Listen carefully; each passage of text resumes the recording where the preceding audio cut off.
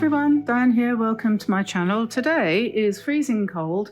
We have got ice everywhere and not a flower in sight except for a mad azalea just outside the studio. But it's too cold to go outside and look at the plants and collect any plant material, which means that I am literally confined to indoors. And we were talking about what are we going to do for inspiration today?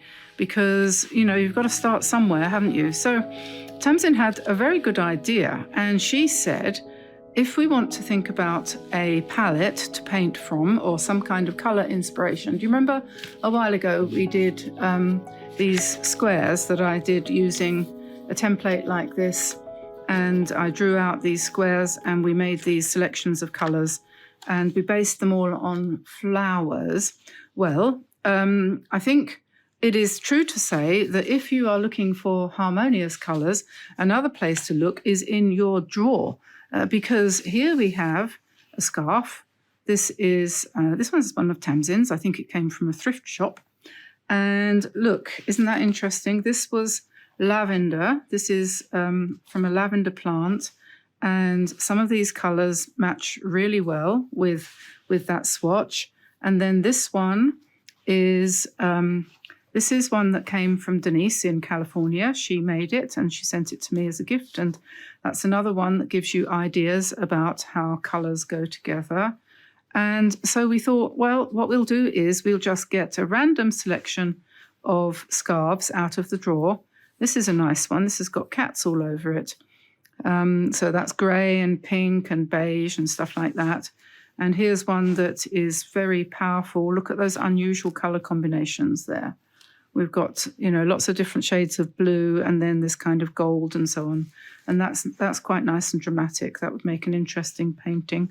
And then this one came from Egypt. We bought a whole bunch of these shawls a while ago. And as you can see here, you look closely, you can see lots of very interesting possible colors combined there. And this one, this is a Madras cotton one from India. Some very nice colors there.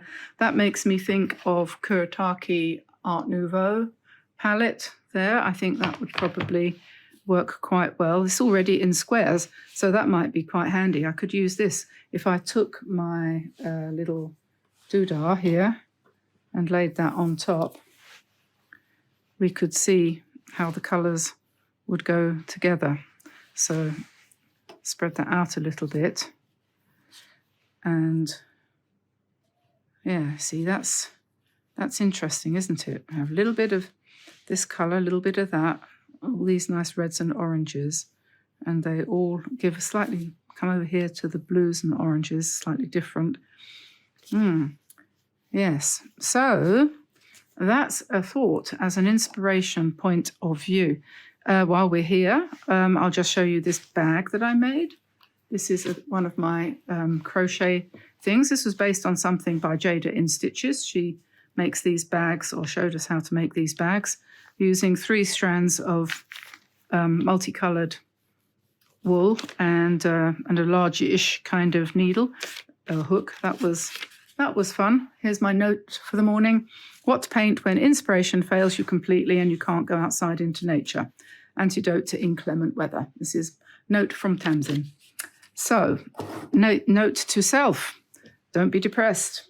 Try to pull yourself together. As I said to Tamsin yesterday, it was her turn to be depressed yesterday. Today it's me, thinking this morning when I woke up, am I actually still alive?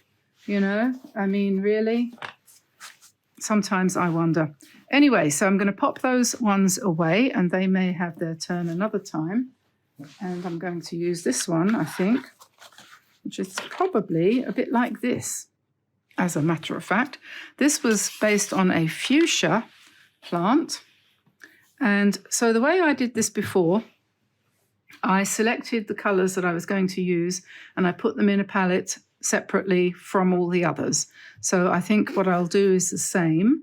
And so here we've got this nice turquoise, and I think that would be this one, if I can get it out. Let's just test it. Need a piece of paper.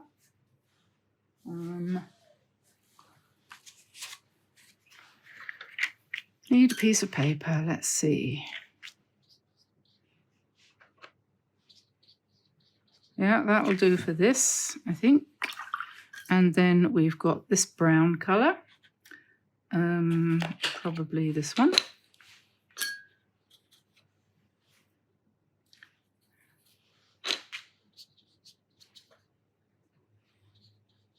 Yep, that will do for that. Then we want some orange.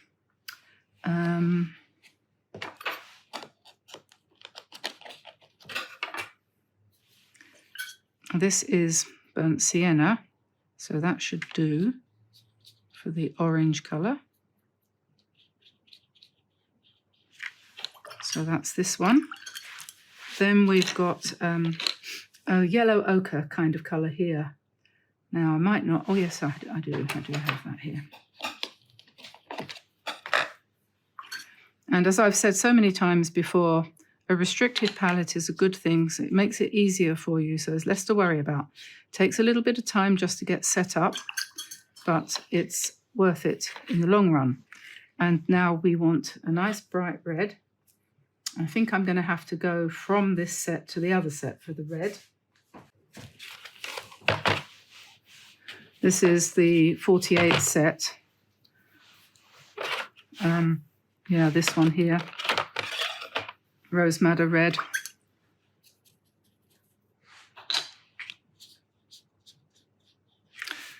I was talking to ChatGPT the other day, and he told me that what I do is process videos. And I thought, oh, that's interesting. I didn't know that. So what have we got here? We've got that red, got that turquoise, got that beige. We've got this orange, somewhere between those four, that kind of colour that needs cleaning. This one is yellow ochre, and we've got purple here, so we need that. Purple, I think this one probably will do.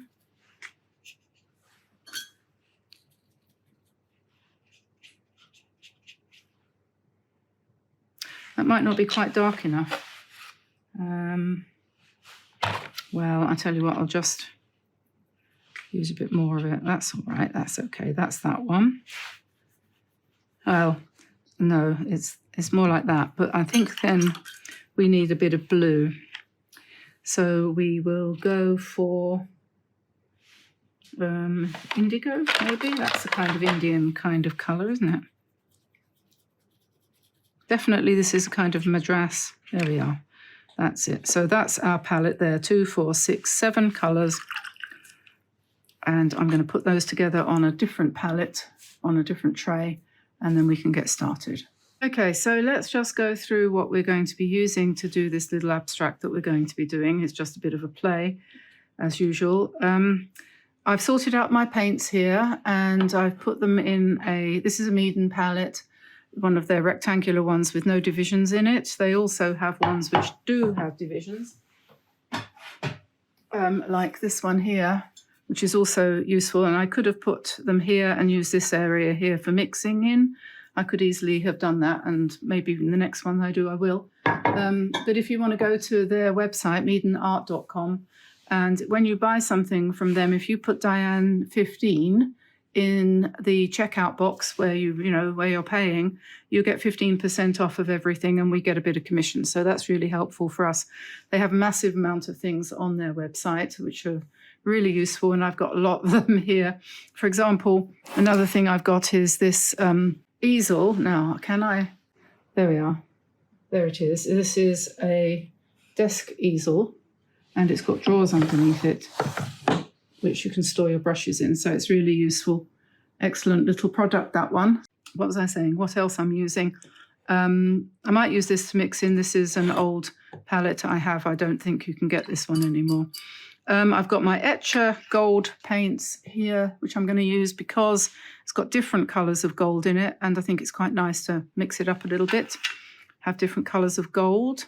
This is the swatch that you just saw me doing. I've got a white marker. This is an acrylic pen that does fairly narrow lines. My gel pens have all died. I'm waiting for them to come, replacements, which I bought yesterday. So I'll use that, and I'll also use this, which is a quite a big point. This is good for making nice big dots and stuff like that. And that's also, I've got that in black Artex acrylic markers. I will also probably use the Fudenosuke thick and thin pen, probably my Slicky gold narrow pointed pen, and just an ordinary black liner. This is an Edding 1800. There's loads of those to choose from online. And I will probably use this size 5 round brush for painting gold lines. And I'll probably use this size 9. This is a round as well, synthetic Japanese from Drawell. You can order them from Drawell direct. If you get together with a friend, you won't even notice the cost of the shipping. And Mr. Miami is very, very nice to deal with. And yeah, so let's put this scarf out of the way because we know what colours we're going to use. And I'm going to use a piece of Meaden watercolour paper. I use that because they give it to me for free, so why wouldn't I? I'm going to use hot press, but cold press is also good. The reason I'm going to use hot press is simply because it's quite nice to use hot press paper when you're doing line work or any kind of, what do you call it? Not embellishment, but doodling on top of paint. It shows up a little bit. It's a little more pleasant to the touch, okay? So, yes. Now, if I'm going to use my easel, which I'm trying to use because I want to stop looking down quite so much. And all I'm going to do is just paint some squares, I think. I think I'm going to, and rectangles, and I'm going to just pick up the colours, bearing in mind the colour combinations that we have in the scarf, which is just here. And I'm not going to mask anything off on the outside edge, I'm just going to paint. And this is where I did say once, I would like to be able to listen to music while I'm doing this. And some helpful person said, well, why don't you just play music while you're doing it? But I can't because it's in breach of copyright, you see. I can't. So we have to, if we're going to have music, we have to have it added afterwards. And the problem is, of course, going to be here that if I'm on an angle, we're going to find that the paint is going to run down a little bit. So you'll have to be careful about that, make sure it doesn't jump the lines, so to speak. So I'll just pick some of that up. And I'm doing this more or less at random.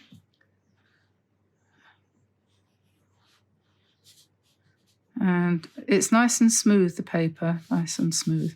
But you see, this is good practice because, as they always say, when you use hot press paper, you get a certain amount of, you could call it pooling or pooling of the paint because it doesn't soak in quite so much. It doesn't soak in as much as it does when it's cold press.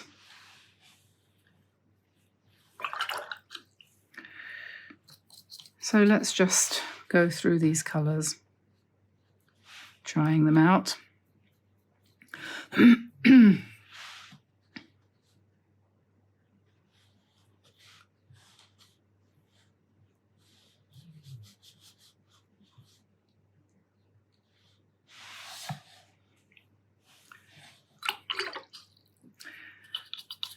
You never know what you're going to achieve.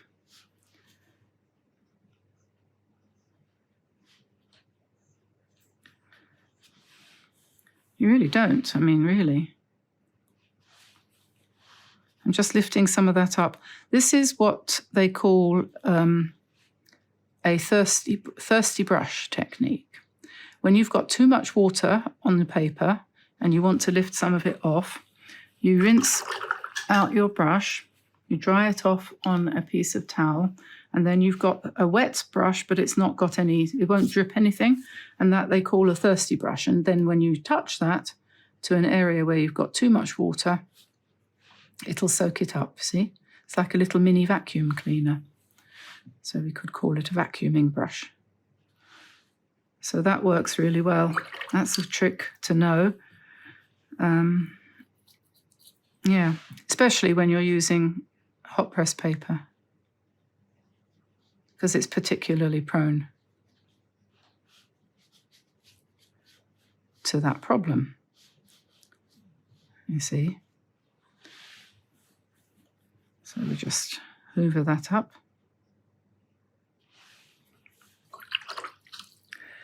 Let's have some more red.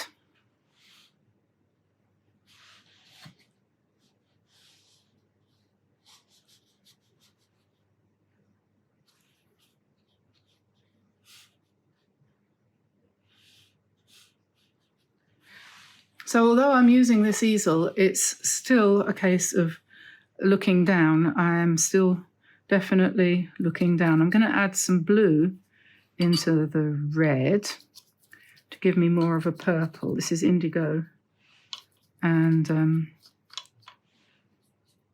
not quite sure what colour that calls itself.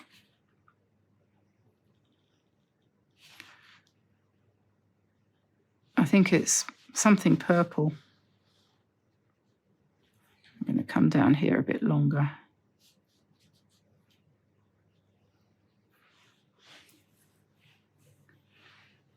And maybe we'll put some of that on here too. I have no plan.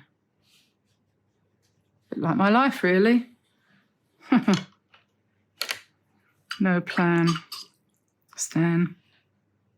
Oh, turquoise. Let's have a bit more of that.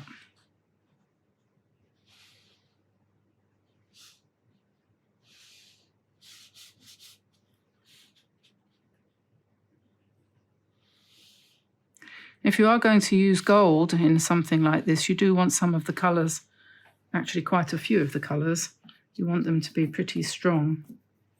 And as we go along, we will become a little braver. And so there we've got the turquoise colour mixed with indigo.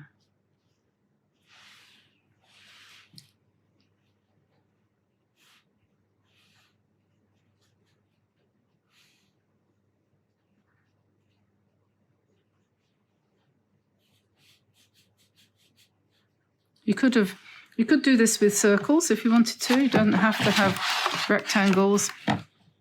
You could easily do this with circles as well, or instead.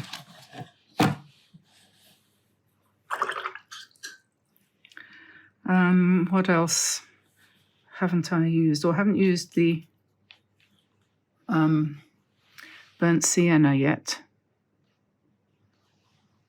Bring that down there, perhaps.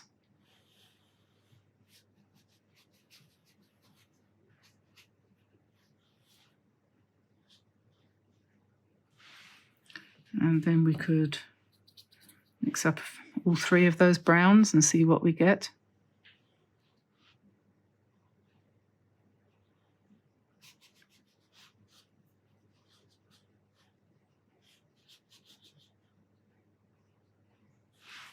And if we mix burnt sienna into that, indigo into that brown, what do we get?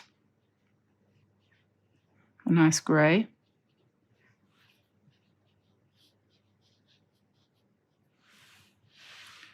Put that there as well.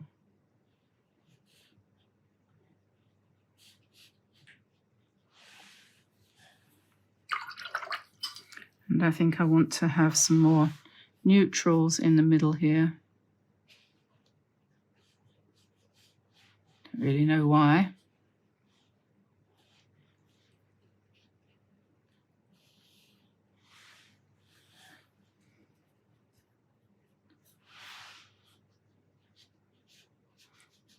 Whenever you mix three colours, you're going to get grey. Sometimes you'll get grey if you mix two colours, but if you mix three, you'll definitely get grey. Well, not if you mix three blues, you might not get grey, but you will if you mix blue, red and yellow.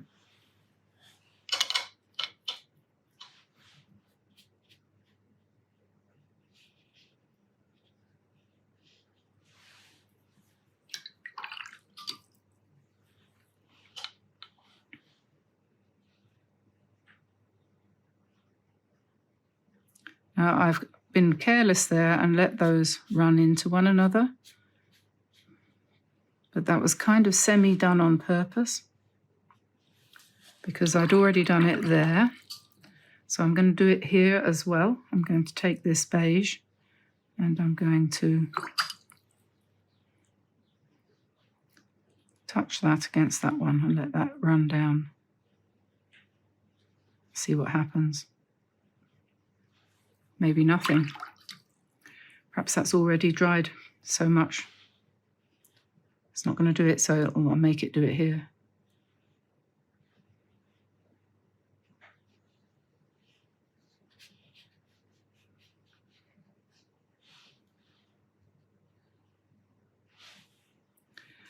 And then I'm going to put another grey here, and that's the end of that.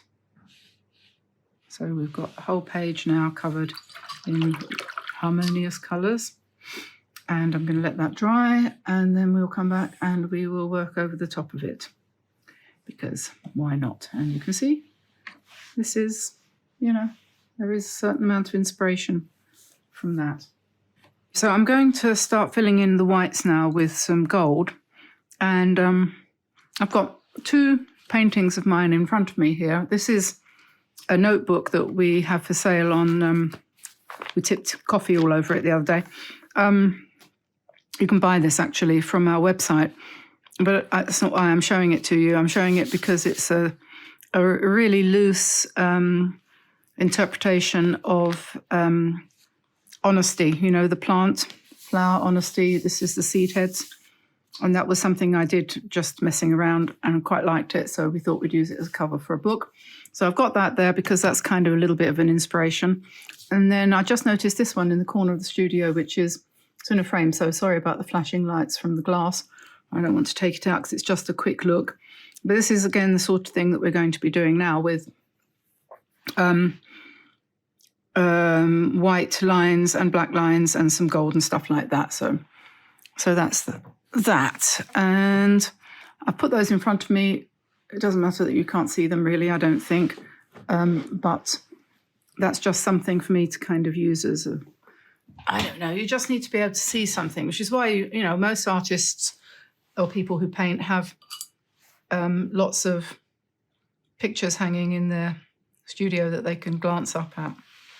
So I'm going to take some of this gold, and I want it nice and dark, actually, thick anyway. And I'm going to go around the outside edge of this. And I'm going to change the colour as I go round because I'm not a very consistent person. I like that. Change is good. Change is as good as a rest, as they used to say. That's a nice dark one, isn't it? It's more like a kind of copper. It doesn't matter if it's not quite straight.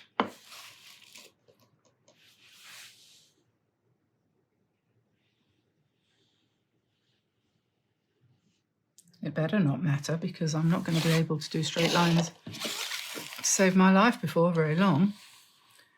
And so then we're going to come along here. Sometimes if you go faster, it's a bit straighter. I can always come back over the top with another colour a bit later once it's partially dry.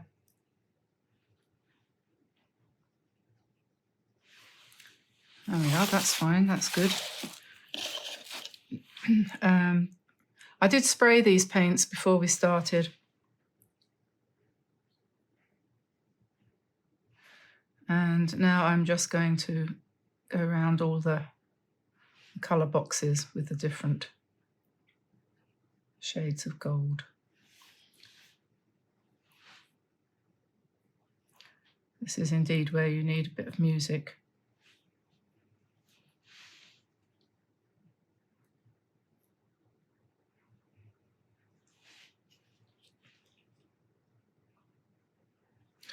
You know, when you're doing this, you don't want to think about what the end result's going to be. It's just the process. And if you're like me, you have to remind yourself of this. But I try to remember that it's the process and it's the actual application as the process. I mean, what else is there other than the process? You just want to put paint on paper. That's what we want to do, isn't it? So don't kind of make things too difficult for yourself, is what I would say. Just make it easy.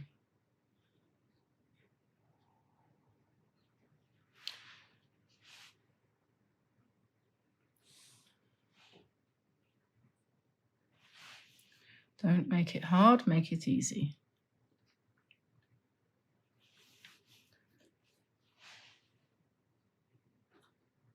I wish this cold snap would lift.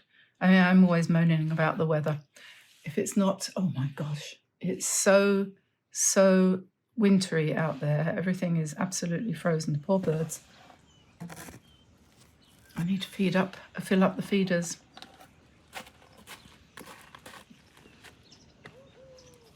I've been trying to do it at night, just before I go in from the studio. About 10 o'clock we normally finish. And I try to remember just before we go in to fill the feeders so that they're ready for them in the morning when we're back again at about 8 o'clock. But sometimes I don't remember to do it in the morning, so I try to do it in the evening.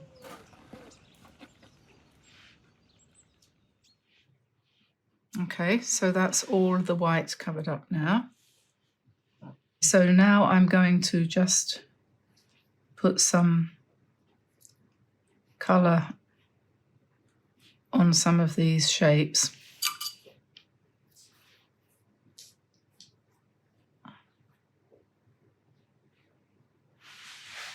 And it doesn't matter what, this is obviously gold.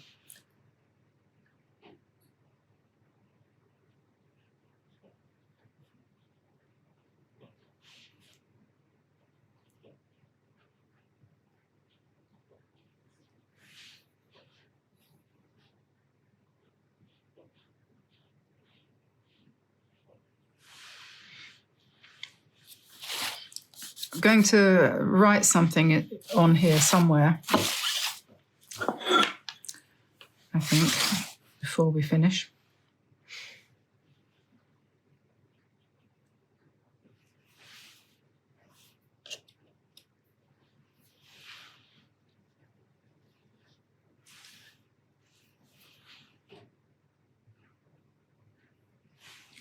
I need something, I think, lighter on there.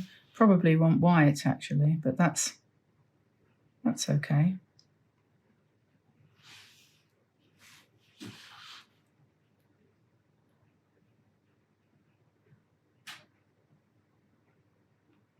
Oh, nice gold circles there. It shows up so nicely on the dark colours, doesn't it?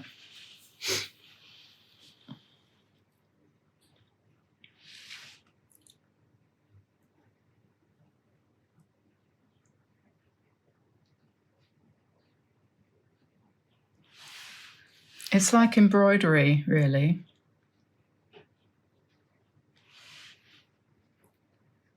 I think this kind of work is like embroidery because you're just stitching on top of colour, which is like fabric.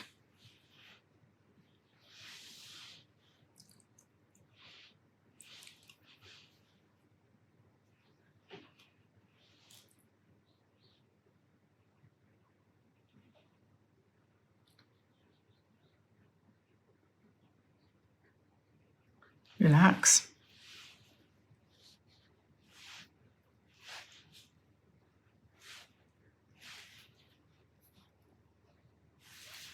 I want to put breathe here.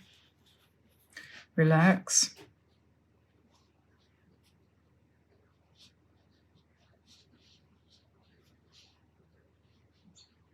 Breathe.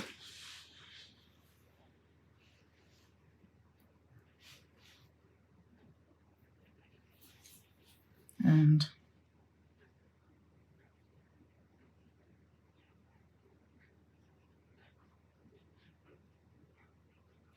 create.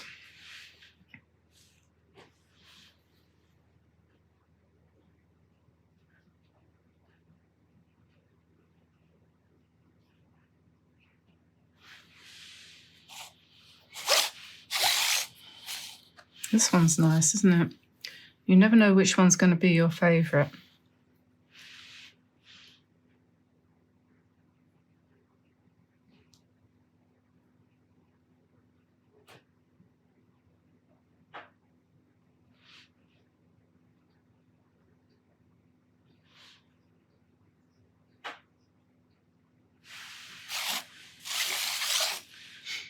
Okay, and let us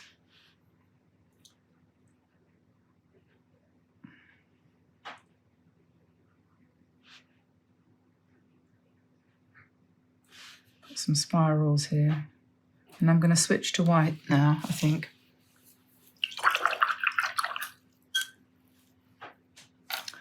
White.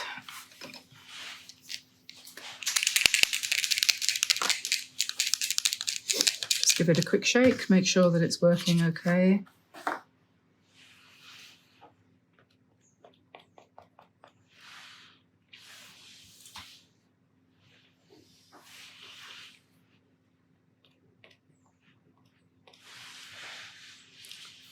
Not entirely sure where I'm going to put this white, but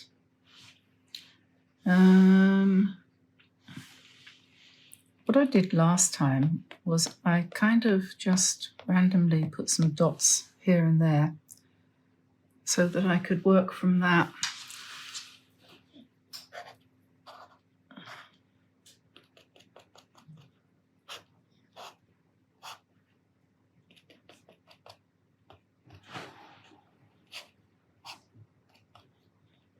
This looks like Morse code.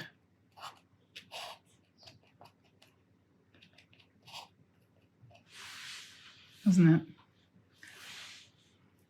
it? Maybe we need some black. Perhaps I need some leaves and things, maybe. Perhaps that's what's missing at the moment.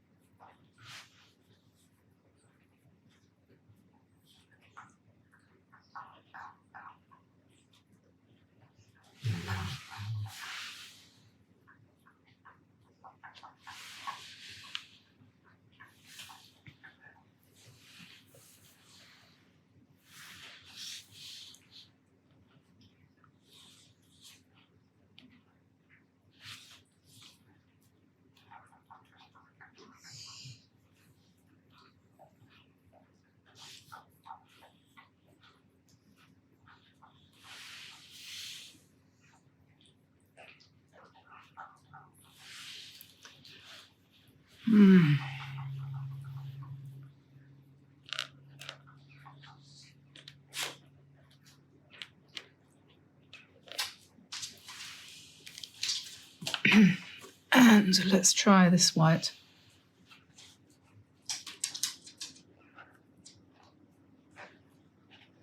This is smaller. That doesn't really do anything much, but might be okay for a leaf. Let's see if I can get it to work.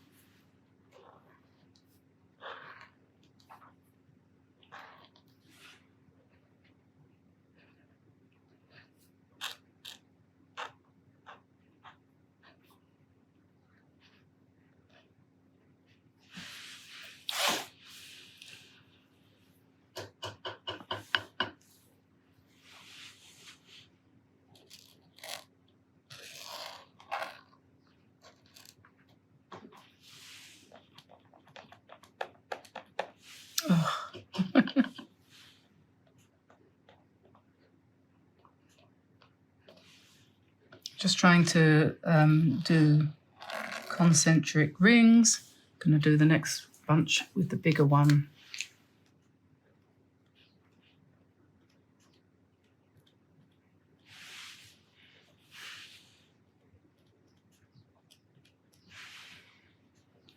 looks a bit sort of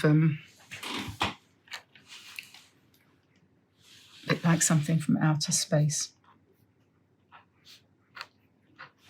When you're doing this kind of embellishment, if you feel that it's not what you wanted it to be, just keep adding more. I haven't said that for a while, but if you can keep going, often it will turn out. You just need to keep going. You need to keep going, even if your hand is hurting. Even if your hand is hurting. Which I hadn't noticed, but it does seem to be. I think that must be because yesterday I was carrying furniture around, and you know how it is. It's afterwards that you realise that you're not as strong as you thought you were.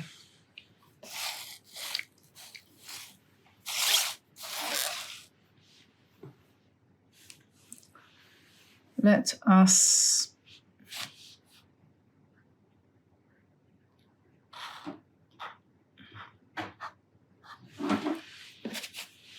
just start.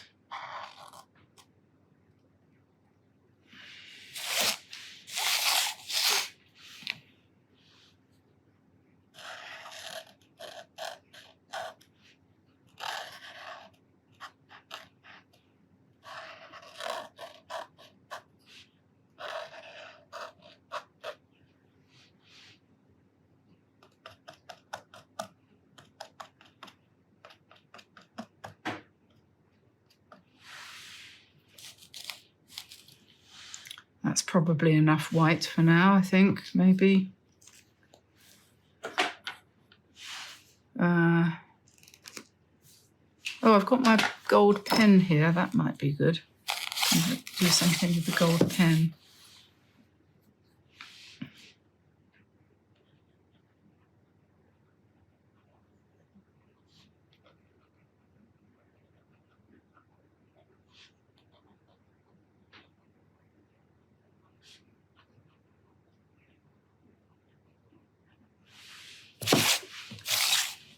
Yeah, that's okay, isn't it? And we'll just put a dot in the middle of all of those. And what else have we got here? We've got this one.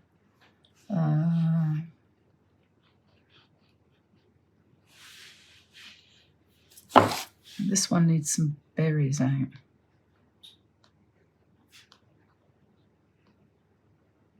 You could use, where's it gone?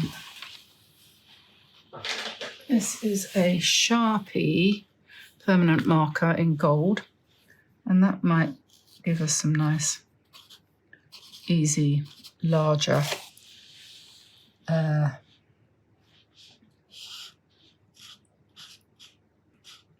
shapes.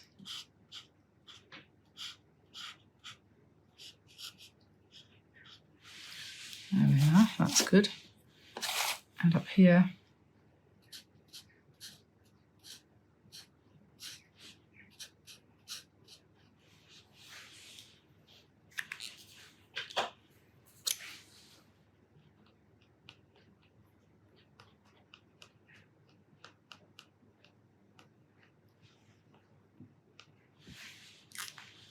we could put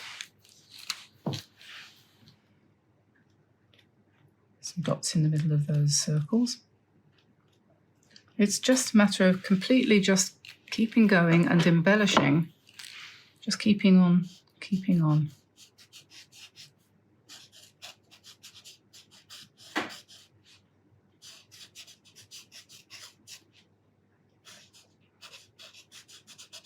This is the kind of thing where you are not ever going to be tempted to copy anybody else, right? Because this is one of those things that can be completely you, and nobody can criticize you or anything. It's just a piece of abstract art, a piece of just fun. It doesn't matter if it doesn't look like your neighbour's dog. It's not meant to look like anything. It's just meant to be a little bit of fun.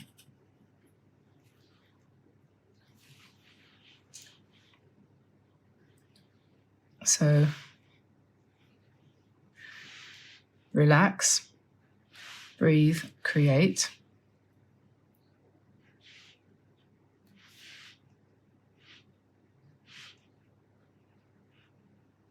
And keep going until you're fed up.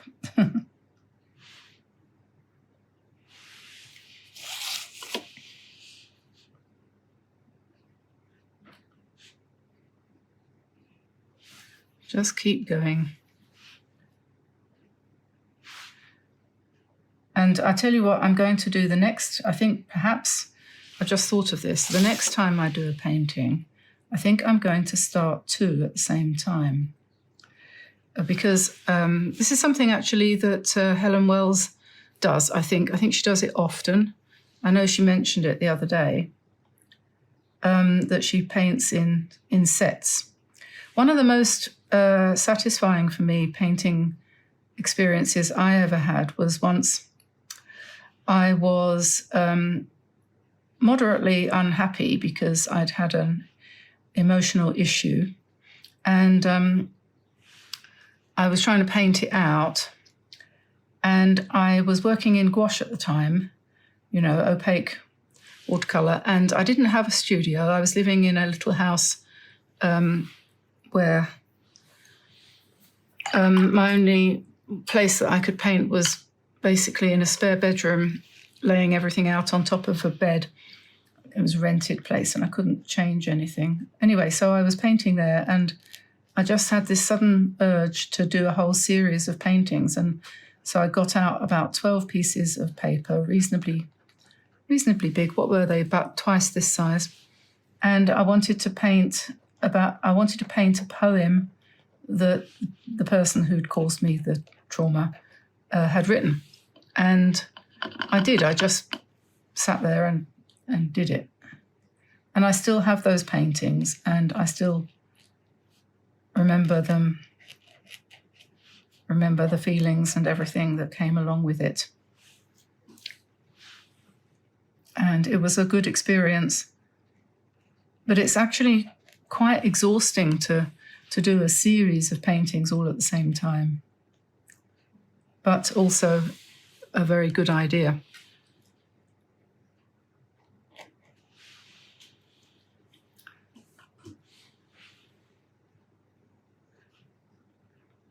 It was nothing like this, the work that I did. Maybe I'll see if I can find it and show you.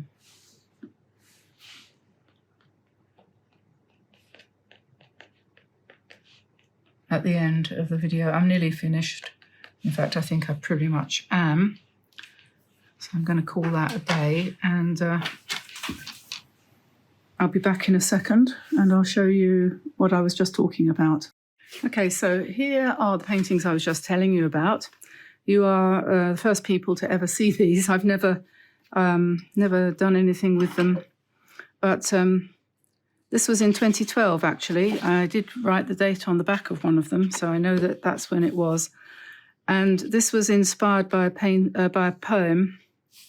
And what I did was I kind of wrote the words, silent compartments in our train wait to be unlocked in this new year as the Nile slowly breaks the dam. Yes, I didn't write this poem. It wasn't me.